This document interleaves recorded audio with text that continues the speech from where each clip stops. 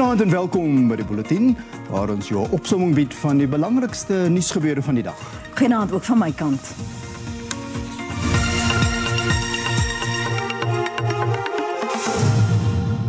Die verslag van die spesiale ondersoekeenheid na verkrygingskontrakte het meer as 900 verwysings vir dissiplinêre en administrasieoptredes gemaak.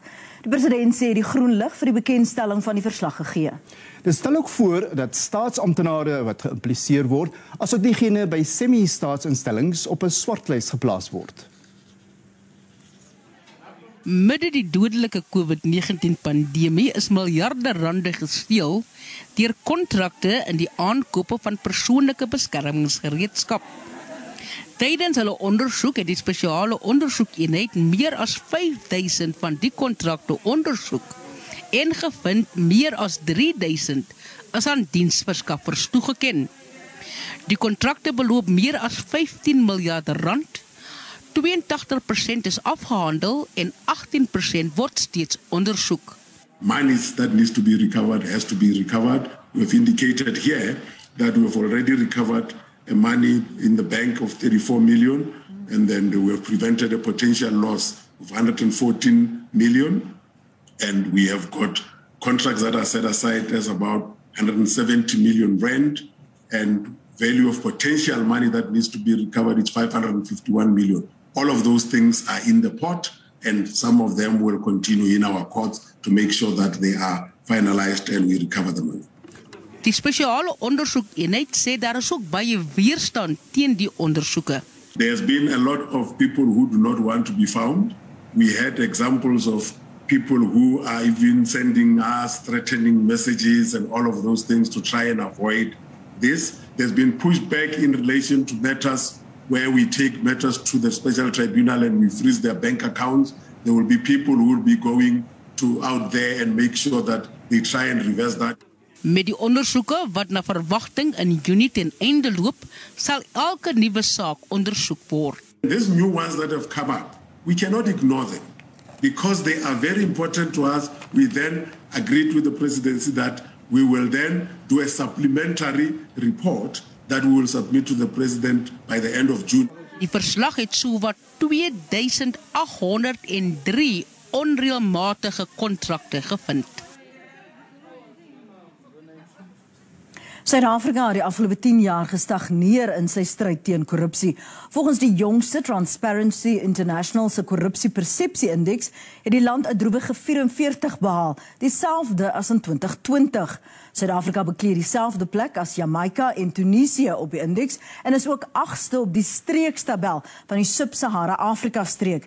Die indeks plaas 180 lande en streke volgens hulle waargenome vlakke van korrupsie in die openbare sektor op 'n skaal van 0 wat as hoogs korrup geag word tot 100 wat baie skoon is. Vanjaar se ontleding toon dat 86% van lande min tot geen vordering gemaak het in die afgelope 10 jaar. Statistiek in Suid-Afrika se meer as 148.000 veldwerkers is gewerf en sowat 3,2 miljard rand is begroot vir die bevolkingssensus wat op 2 tot 28 Februarie gaan plaasvind. Die statistikus-generaal Lukrake en die jonkminister in die presidentsie Weer het die media ingelig oor die 2022 bevolking en huishoudingssensus. Statistieke SA sal vanjaar se 4de sensus hou sedert die begin van demokrasie. Dit volg na 3 jaar van voorbereiding. Die sensus is in Oktober uitgestel weens ontwrigtings wat deur COVID-19 veroorsaak is. SA, they are ready to conduct the 2022 national census. Why is SA doing this? SA is mandated by the Act of 1999, Act number 6, that we must periodically conduct national census. 3 metodes sal gebruik word om burgers en die binne die land se grense te tel. I would like to appeal to everyone who finds themselves within the borders of South Africa to stand up and be counted. Die Statistieke Raad van Suid-Afrika sê hy sal vanjaar se sensus fyn dophou. We work with the SG and his team to ensure that the preparations for the census is on track. all the necessary nuts and bolts are in place, and that we are geared and ready to ensure a successful census. Maluleke het inwoners versoek om vir die digitale data-insameling te registreer om die risiko van COVID-19-infeksies te vermy.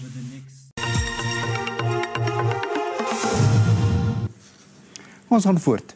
Die Weskaapse Hooggeregshof het die dringende hofaansoek van die geskorste ANC-LP Dirks met koste van die rol geskraap.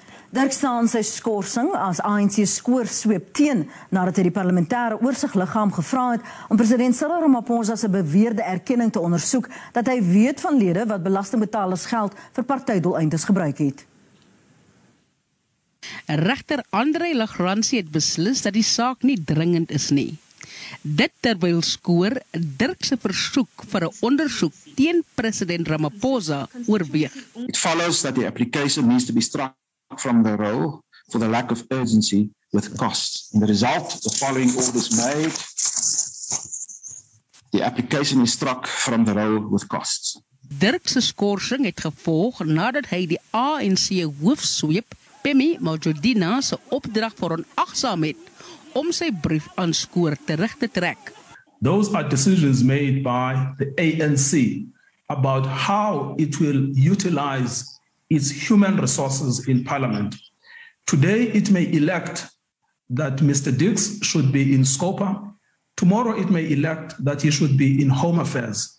But that is an entirely party political decision. Die speaker van die nasionale vergadering, Nosewiwe Mapisan Kakula, en die voorsitter van Skoor, Mkleko Hlengwa, sê hulle sal by die hofuitspraak berus, terwyl die presidentsie nog nie 'n besluit geneem het nie. This frames were totally impractical for us, and the clients did file the notice to abide very late, and the presidency, we could not reach instructions from them yet.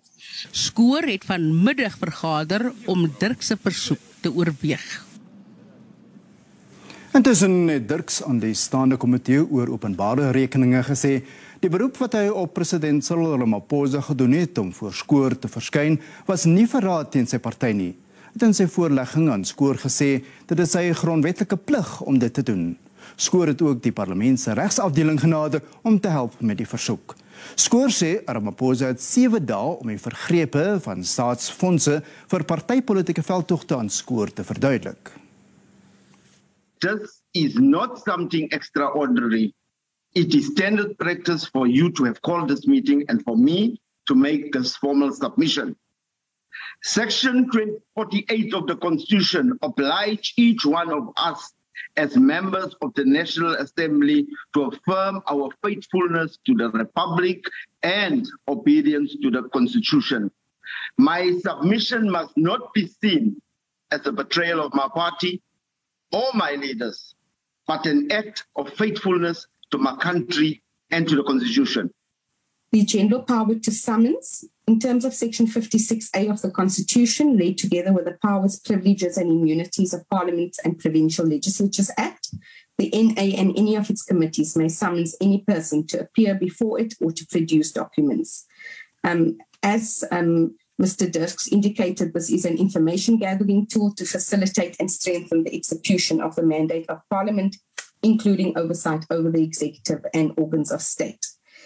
So, Chair, this power enables the committee to exercise its oversight function, even in cases where individuals or entities are otherwise reluctant to appear before the committee to answer any allegations or to otherwise provide information that a committee may require to fulfill its oversight functions.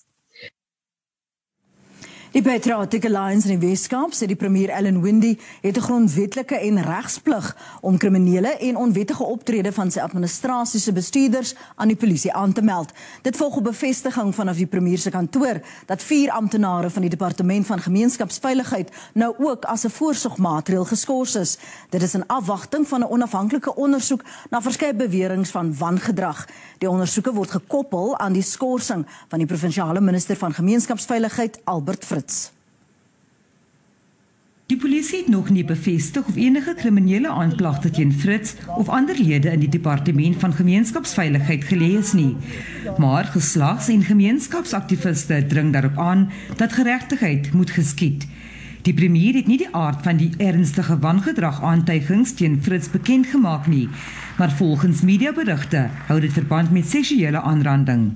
Geweld teenoor vroue, geweld teenoor die LGBTQ, geweld teenoor kinders is hoog. Dis hoog, ons hoor elke dag van violence against vroue. Maar is dit omdat die alleged persoon in questioning 'n status het? Die ANC en die provinsiale wetgewers is teleurgesteld dat sy oproep tot 'n dringende vergadering van die gemeenskapsveiligheidskomitee nie toegestaan is nie.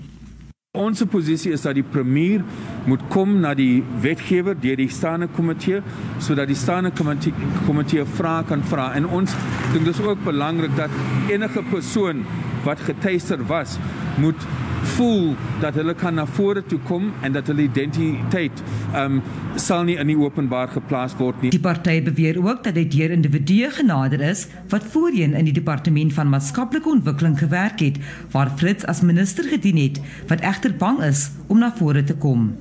Die voorsitter van die Weskaapse Gemeenskapsveiligheidskomitee sê egter die ANC se oproep tot 'n dringende sitting is voortydig. Ons lewe in 'n samelewing waar gender-based violence rife is. En om op hierdie stadium opportunisties te wees en om politics te wil speel rondom die aantuigings. Dit is serieus, ons moet bewus wees dat alle partye in hierdie saak moet 'n fair geleentheid het. Die Patriotic Alliance sê die premier staar openbare protesaksie in die gesig indien hy nie die redes vir Fritz se skorsing onmiddellik bekend maak nie. Vanessa Puna, SABC nuus, Kaapstad. Die EFF-leier Julius Malema sê daar was besluit om die partystrukture in Limpopo te ontbind na die party se swak vertoning in die munisipale verkiesings verlede jaar. Malema het verder te velde getrek teen die EFF wat saam met die DA in Gauteng gewerk het om voorsitters van komitees aan te stel. Die stap kan na beweringe impak hê op die toekoms van minstens 4 munisipaliteite in KwaZulu-Natal. Minstens 25 EFF-raadslede is nie verlede jaar in Limpopo herverkies nie. Dis een van die redes waarom Malema se bondgenoot Josie Botane uitgeskop is en 'n tussentydse struktuur daar gestel is. It was very clear that we are taking the cope route in Limpopo. There is a serious decline in Limpopo where they even lost 25 councillors, not 2. And therefore we can't fold our arms and say Josie is our friend, therefore we can't do anything. Clearly there is something wrong. We can't allow a situation where we are stuck with individuals who don't know what they are doing. Hy waarsku verder dat die IFP hulle ondersteuning gaan verloor in alle munisipaliteite in KwaZulu-Natal as die Gauteng leierskap die DA ondersteun.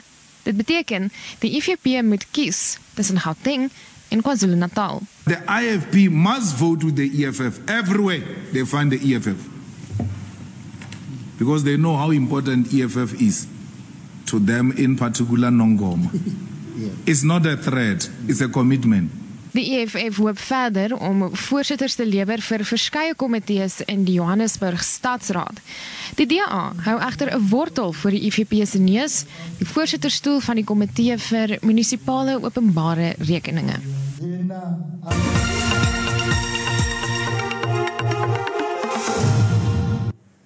Die minister van Arbeid, Thulas Nxesi, sê dit is onwettig verlede van die publiek om lukrake arbeidsinspeksies by ondernemings te doen. Nxesi het by 'n span spesialiste van die departement Arbeid aangesluit wat blitsinspeksies by 500 ondernemings in die gasvryheidsbedryf in die Weskaap doen. Verlede week was daar 'n oproer op sosiale media na die besoek van die EFF van besighede om wetstoepassing na te gaan. Nuus sê soortgelyke inspeksies soos die wat tans in die Weskaap plaasvind, is reeds verlede jaar in die Oos-Kaap, Gauteng en KwaZulu-Natal gedoen. Die minister sê dis kortsigtig om te sê dat die departement deur die EFF se optrede tot aksie oorgehaal is. I hear this thing that it was because of the EFF. No, we don't agree with that thing. All we say we have our own program, which is done orderly. We don't want chaos. We follow the protocols. Hy sê is bewus van die kommer oor die indiensneming van ongedokumenteerde buitelandse burgers in die gasvryheids-, landbou en skeepsvragbedrywe. There's no way that we can act arbitrary. We can't. We have to respect the law, we have to respect the constitution and the rights of the people. That is why now we are working on this labor migration, to consider putting the quotas. Spesialistspanne doen aan by ondernemings om onder meer na te gaan of die landswette vir indiensneming nagekom word. Deel daarvan is om die impak van COVID-19 te bepaal. So as ons dit kan weer herstel tot wat dit was, kan ons die werkloosheidsversekering, die werkloosheidsgetalle afbring en daardeur help dit om daar meer mense in diens te kry, want ons arbeidsmark op die oomblik sukkel, ons weet daarvan. So ons gedeelte is net om te gaan wys dat ons wel iets kan doen om te sorg dat die ekonomie weer kan herstel na die impak van COVID. Nuus sê werkgewers is verplig om arbeidsinspekteurs by werksplekke toe te laat. Mariska Botha, SABC Nuus, Kaapstad. Plaaslike vragmotorbestuurders beskuldig hulle werknemers dat hulle hul vloot buite die land registreer. Dis blykbaar in afwagting van die voorgestelde wet wat buitelandse vragmotorbestuurders sonder Suid-Afrikaanse bestuurspermitte sal verbied om vragmotors te bestuur wat in Suid-Afrika geregistreer is. Die Vragmotorbestuurdersforum en geallieerde Suid-Afrikaanse Unie steun die voorgestelde wet. Hiervolgens gaan bestuurspermitte wat buite die land uitgereik is, slegs aanvaar word as die betrokke vragmotor in daardie land geregistreer is. Volgens die vakbond registreer sommige plaaslike vragmotoroperateurs egter nou hul vloot buite die land om die voorgestelde wet te omseil. Sowat 80% van diegene wat in die land werksaam is ook buitelanders, aangesien maatskappye nie die minimumloon wil betaal nie. Many of those companies they are not paying according to the collective agreement from the bargaining council, and some of those companies they are not even registered with the bargaining council.